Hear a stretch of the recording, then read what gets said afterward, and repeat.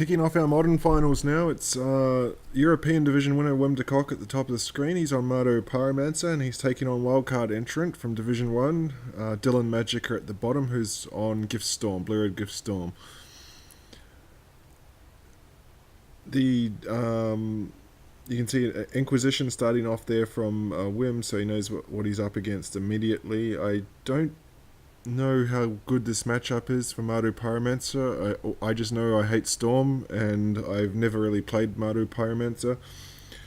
I think the key here is going to be disrupting Dylan's hand early enough, because the problem for the Pyromancer deck, it's got the Thoughtseize and the Inquisition, but it just can't stop the deck from going off. So Dylan, you would imagine here, you can see he's got a Baral in hand. Wim's going to have plenty of removal on the other side, but anybody that's watched Storm, that's a good card, Blood Moon. Probably not as good when the island's already out, though. I was going to say, anybody that's watched Storm play on camera, Caleb Scherer and so on plays it all the time. You can see once it hits about 5 lands, it doesn't really need that Baral or the Goblin Electromancer either. Here's a Pyro, so Wim's not mucking around. He's just going to go and race. And this is going to be a good collective brutality. Unfortunately, it's going to get probably remanded. And luckily for Dylan, he finds a land. Unluckily for him, it's going to come in tapped. 2 Past in Flames.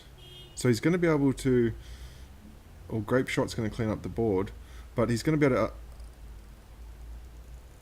Oh, no, he didn't fire back to collective brutality, so he's going to be able to resolve Gifts Ungiven now.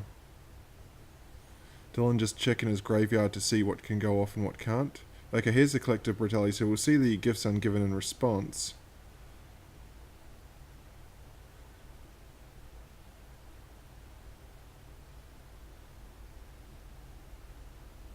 A Monomorphose. I don't think it actually matters here. He took a Noxious Revival, a Monomorphose, a Past in Flames, and I didn't see the other card. It'll be another cantrip, a Desperate Ritual, okay, and a Pyretic Ritual. So he doesn't really care here, because you can see what's Wim take with the collective brutality. It doesn't matter because there's a Past in Flames in the grave anyway. The only issue here is that he's not going to be able to... I didn't catch what he took. Let me just have a quick look. Remand. Okay, he took the Remand. So he's got the 5th land. Does he want to go off here? He's going to... Now, yes, the problem here is that because all this is at instant speed, he's pretty much free to go now. Floats 2 red. So now we just kind of sit back. Past in Flames has resolved, so he's just going to keep triggering off all these spells in the grave. You can see, I'll just see if the Storm... you can see just in the very, very right-hand corner at the bottom of the screen, if there's a little tiny number 8. It's just along from where it says the bottom person's player name. That's the Storm count. It's below the F9 button. So we just keep an eye on that for now.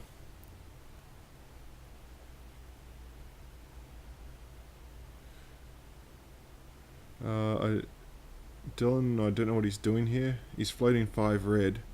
The Monomorphose is going to get him access to the blue that he needs. Storm count up to 10.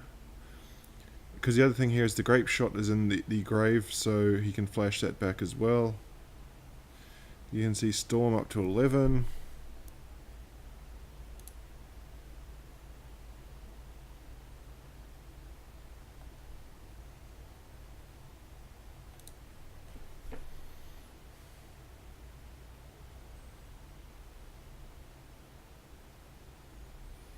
I'm not really sure what he's doing, what there is to think about here. He just has to get that. Does he want the Grape Shot? He just has to get the count up to 16, but he doesn't even have to now because he's got 2 Grape Shots. So he'll just cast the other one. He's still got 2 spells, and Storm counts at 14, so he's doing more than enough damage. So Dylan takes game 1.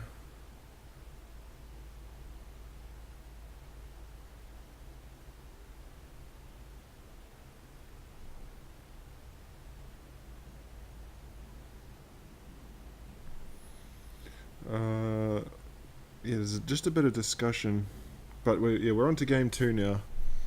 Not really sure what the game plan is here from Wim, but you can see he wasn't even really in the contest in that first one. Dylan takes the match quite comfortably, takes the game, sorry, quite comfortably. The person that's looking on with interest here is Michael Yu. He's the overall number 1 seed. He faces the winner of this match with his Living End deck.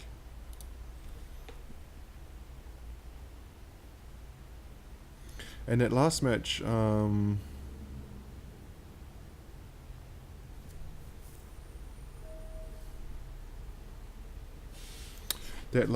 is a pretty good example of where Dylan didn't have the mana accelerator, and he still managed to go off quite comfortably. But they're just having a discussion and chat about their sideboards. Wim's saying he's got Leyline and the Void in the sideboard. Unfortunately for him, it's way too late when it's not in your starting hand. Coming down turn 4, the damage was probably done by then.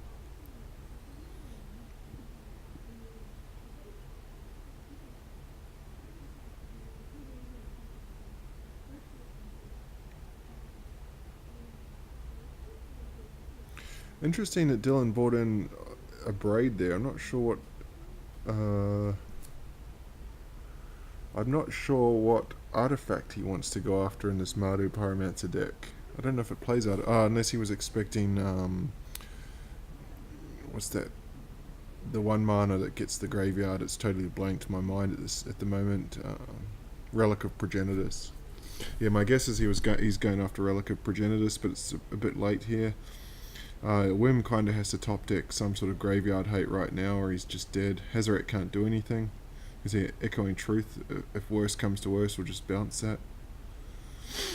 So now Dylan is in the territory where he's going to start calculating, can I go off? And I think he said, yes, I can.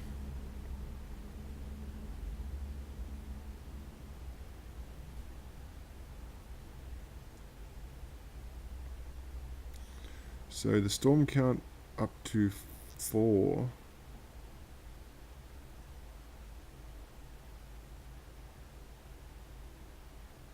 Storm count up to 6, up to 7. Is that enough? I think he's got him dead here. He does. So Dylan pretty comfortably is going to take our first modern match.